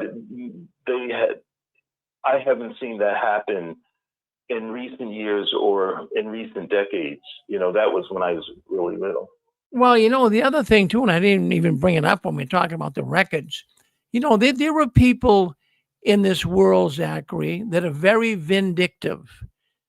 And, you know, you might get an elder that's jealous. Maybe for whatever reason, he would be jealous. So, you know, these records, they might not be as accurate as one would think, because you say, well, who's putting the information on these record cards? What if I have an elder that doesn't like me, and you know she's going to put something down very negative? So I'm sure that happens. Now I'm not going to say it happens on all record cards, but I'm going to say there's some stuff in there that might not be totally truthful. And then I'm thinking, if there's really nothing to hide, why hide it? So there's something going on. There's going to be, I mean, we know there's confidential records about pedophilia. They put them in a blue envelope. But on the other hand, there's going to be others. Yeah. The blue envelope is before they made that decision sometime around 1997 to put that stuff in an envelope, the blue envelope has always been there. Well, I say always. I recently reviewed the Pay Attention to the Flock book that preceded the 1984 one. So the prior one, I used to be able to look at it on the Bethel shelves, even though I was not an elder at the time. Sisters could look at it. And I looked at the disfellowshipping chapter, and it said that the society should be informed if a person is disfellowshipped.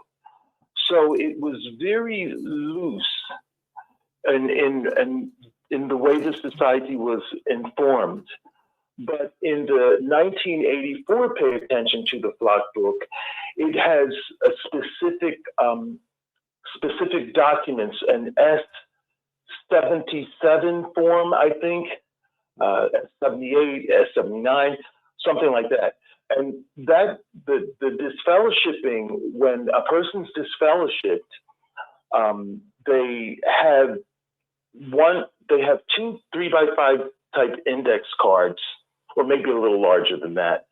One is like a yellow and the other is like an orange. And then there's a 8.5 by 11 sheet of paper that has a summary of the case, the elders who sat on the case, the person, and the sin. That, you know, basically a one-word thing. And they send one of the index cards, I can't remember the color of the one they sent, but they sent it with that paper into this society. and the other card stays in the file with a summary of the case.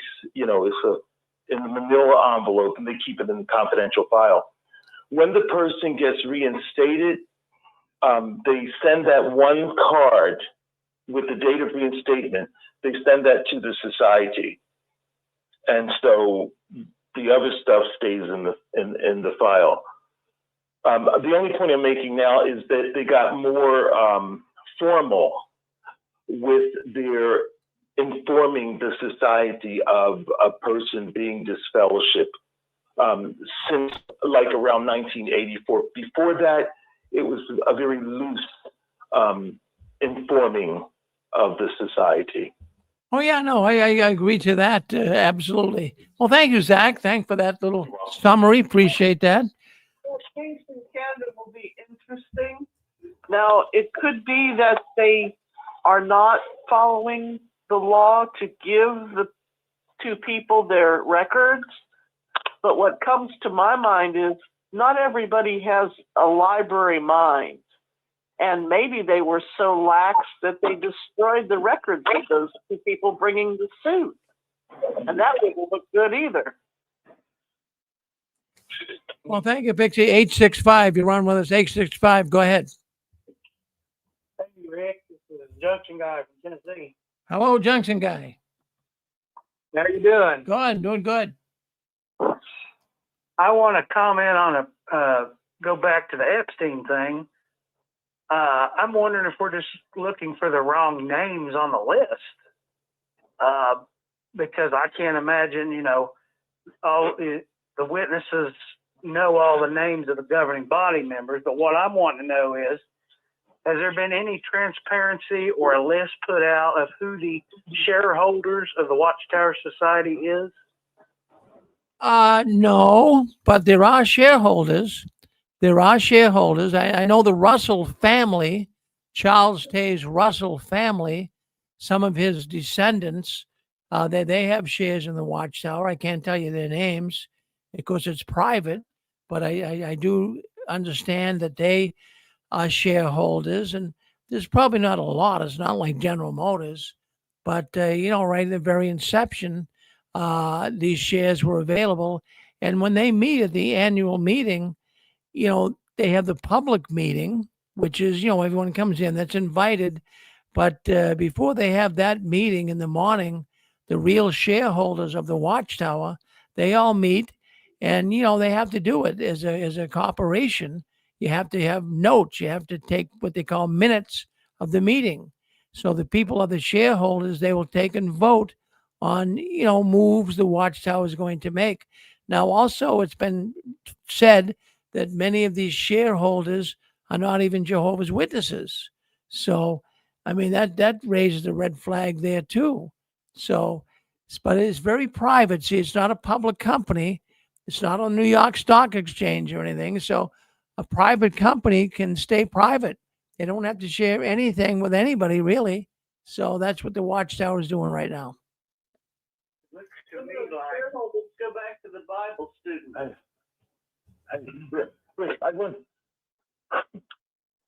Hello? Let's go. Well, yeah, what's the question, Zach? Zachary, I just wanted to add something to what I said before. Yeah. Other records that would be in the file, and probably the society is informed about it, is when you have a pioneer who gets removed as a pioneer, you know, from the list. They get deleted, let's say deleted as a pioneer, or a ministerial servant who gets deleted, or an elder who gets deleted. Those are other instances where there might be an envelope in the confidential files. Another thing I thought about when I shut up just now, you know, when we moved on, is I don't know what it's like to go from one country to the other, but if somebody in America is looking for wanting to look at their files, think about it. A second place where their files might be, is at the society, possibly in the service department. That would be another place to kind of go after to get your information. Oh, I agree with that one. Good. Well, again, thank you. Thank you, Zachary, for bringing us up to date on that. Okay, we had some other callers. Did you want to say something? Yeah, go ahead. Yep. Yeah, I was wondering. I just wanted to go back to the border again, but I've watched these witnesses over the past couple of years at the coffee shops and with the cars. Wow, they're not preaching anymore, and so you have to think, what are they doing down on the border? And I just throwing this out, but it could be advertising. Yeah, that they're just showing up where the cameras are. Everybody's wanting to see the Mexicans deported, and so there's Watchtower there with the carts. I just don't know. It seems like the preaching work is obsolete. I mean, you just tell a bunch of Mexicans, AW.org, and it's just interesting. Because you remember how they were doing that before. Anytime they could get in front of the limelight, they would just show up, just say they were there. What do you think, Rick? Well, it could be that, Dan. I'm not sure whether it would be or not, but nobody really knows. These guys are all over the map as of late. But I mean, it is good fishing grounds. Let's go with that.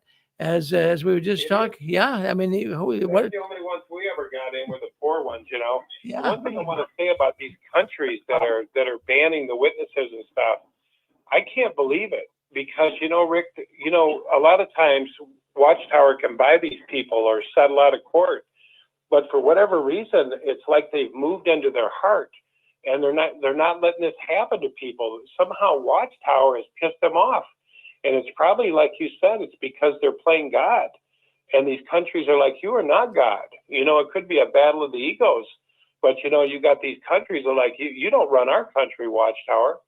And so something like that, but it's interesting that they're going to this level to stop this work or calling them dangerous and stuff, because most times organizations like Watchtower can buy off these countries or pay them off or pay off lawsuits and pedophiles.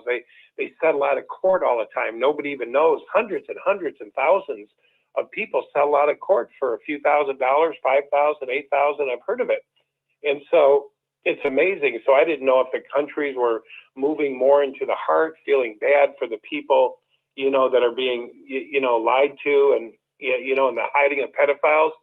But it also could be a battle of, who's stronger, and Watchtower doesn't hesitate to flex their muscle. They're stupid. Well, I like that little illustration. Yes, indeed. They flex their muscle. They love to do that. Good illustration. Thank you, Dan. All right, you're on with us. Who's on there with us? I see a lot of people coming into the 6 screens tonight. Thank you for sharing your night with us. Who'd like to say something?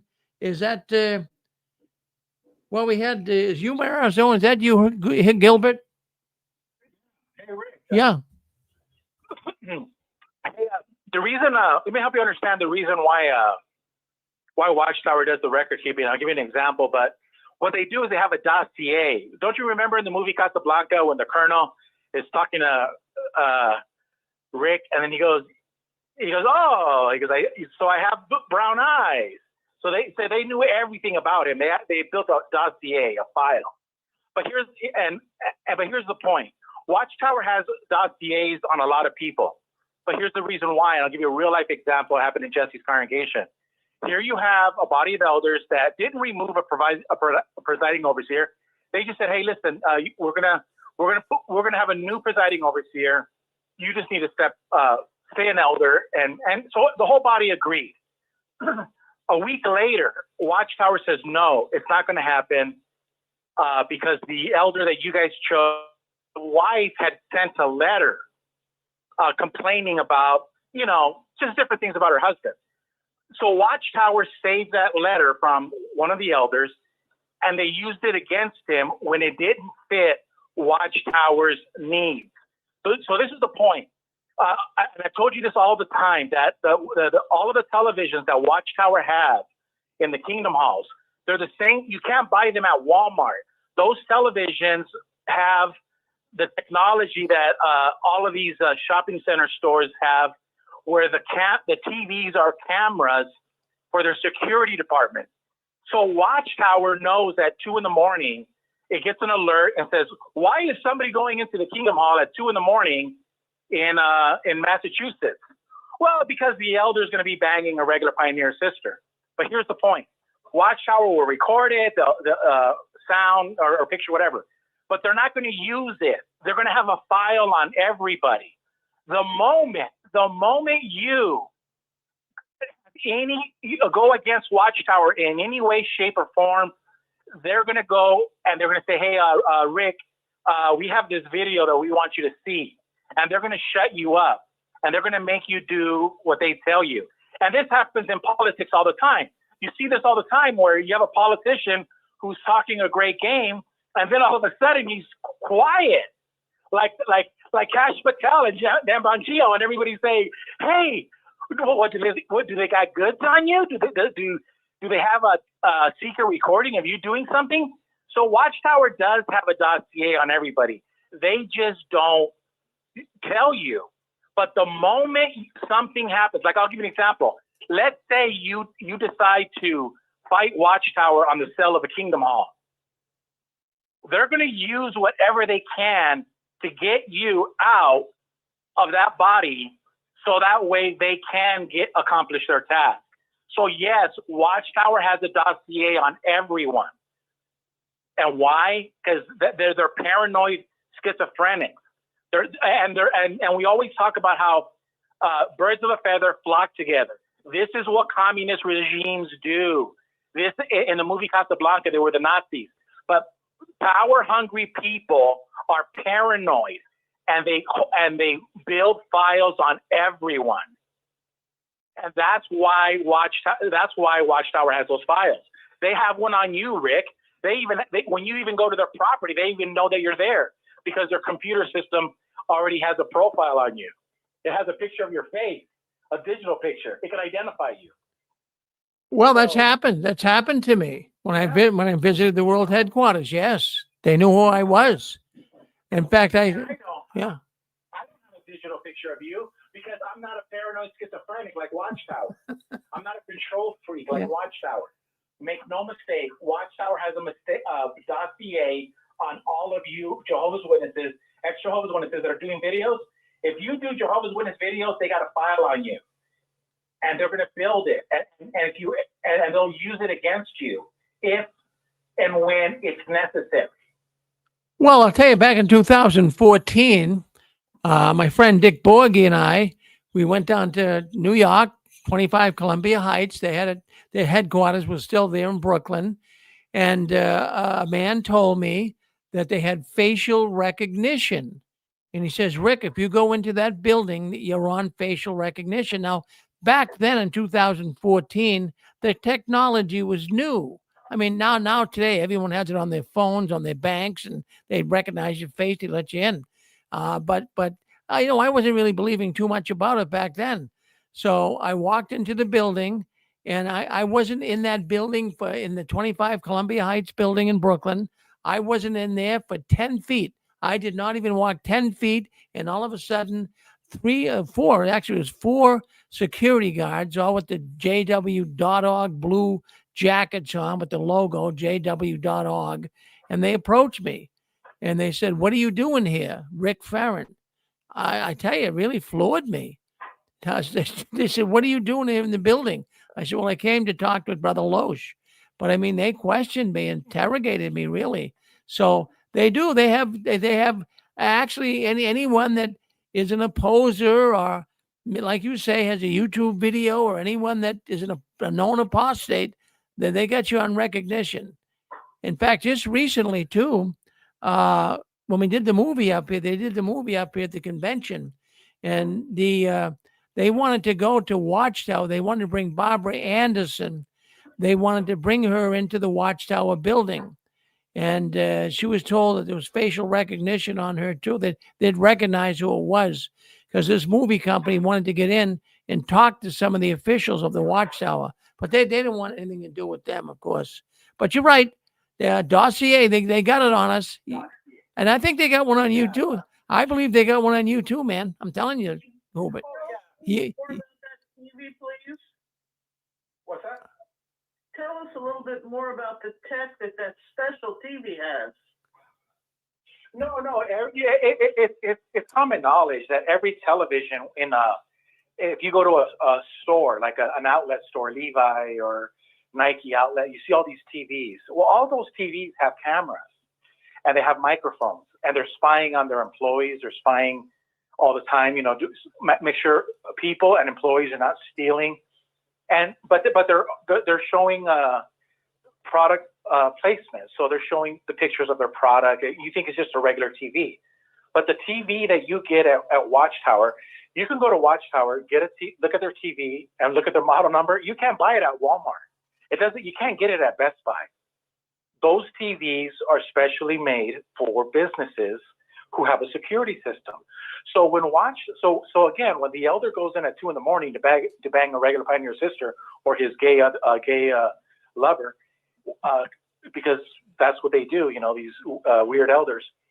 Watchtower is going to record it, but they're not going to tell you anything. They're not going to have a judicial committee. They're going to use that video and put it on file. And when the day comes, they'll just say, hey, Brother Jones, we need to show you something. And Brother Jones will sign the title over to Watchtower. Brother Jones will do what he's told. So this is what they do. It's called people are compromised. The word is compromise. This happens all day long in politics, and it happens in religion. The reason why it doesn't happen with apostates, because the apostates just openly confess their sins, and then they run away, and they say, I'm out. But these people don't openly confess their sins. They keep their sins private. Watchtower has them by the balls. Well, that's fascinating. I mean, I wouldn't discount it, Gilbert. I would say that they listen. They will do everything. If they can cover up child molestation, they would keep a dossier on you. They would want to know anything you did. They can use it against you. I like your little story there on, they want to pass a resolution. We're going to sell this Kingdom Hall. Oh, brother, I don't want you to sell it. Well, let me show you something. Sooner or later they get them to come over. Yeah. Good. Thank you. Thank you, Gilbert. All right. Thank you, bud. Yeah. Well, there you go. My goodness gracious. Well, folks, I have to tell you, things are happening in the Watchtower. Now, here's what we're going to do. We're going to close the program down here for tonight. But what I want you guys to do is I leave the conference line open.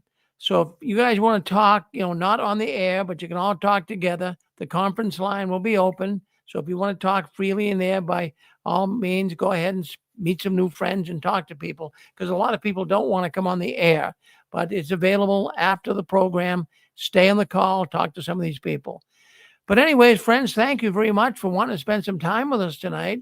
I thank you for coming in, and I really have to tell you, I'm very glad to see what's going on behind the curtains of the Watchtower. More and more people are leaving, and more people are coming into our call. Now, a lot of people I see on our telephone line here, I can see a computer screen with a whole lot of telephone numbers. A lot of them listen in, but a lot of them won't speak up yet. So one of these days, if you can muster up the courage, by all means, would love to hear from you. And you can meet some new friends here in the Six Screens. And this is where ex-Jehovah's Witnesses come to talk, right here in the Six Screens. Whether you like the Six Screens or not, somehow, some way, over the eons of time, we've captured a community. It's not just an audience. What you see here on the Six Screens is a community. We all have feelings for one another. We all kind of can relate to one another and express your feelings right here on the Six Screens Telenetwork. Now, there'll be no Six Screens Sunday tomorrow. That'll be next Sunday. But I want all of you folks out there to keep standing tall. Don't you ever give in, up, or out. And the last one, leaving the Watchtower, please turn off the new light. Thank you, everyone. Good night now.